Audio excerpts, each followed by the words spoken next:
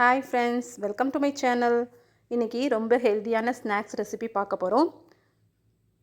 Green gram balls பச்சை பயிறு உருண்டை எப்படி செய்கிறதுன்னு பார்க்க போகிறோம். இது ரொம்ப ஹெல்தியான ஸ்நாக்ஸ். நம்ம பாட்டி தாத்தா காலத்துலேருந்தே எல்லாரும் இதெல்லாம் சாப்பிட்டு வந்திருக்காங்க.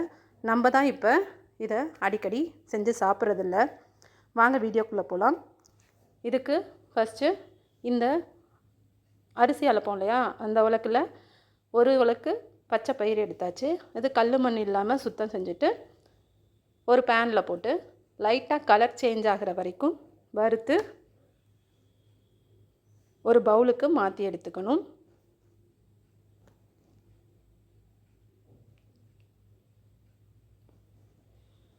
மாற்றி எடுத்துட்டு அதோட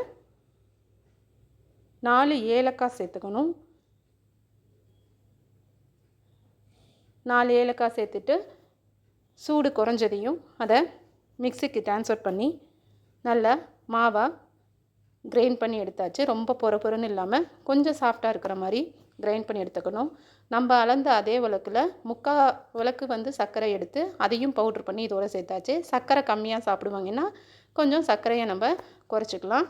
இப்போ நெய்யில் தேவையான நட்ஸ் எல்லாம் வறுத்து மாவோட சேர்த்துக்க போகிறோம். நட்ஸு வேணாம் அப்படின்னா விட்டுறலாம். ஆனால் குழந்தைங்கள்லாம் சாப்பிட மாட்டாங்க அப்படின்னா அதை அரைச்சி அந்த மாவோட நம்ம சேர்த்து யூஸ் பண்ணிக்கலாம். இப்போ மாவு உருண்டை பிடிக்கிறதுக்கு தேவையான நெய்யை உருக்கி அந்த சூடோடையே நம்ம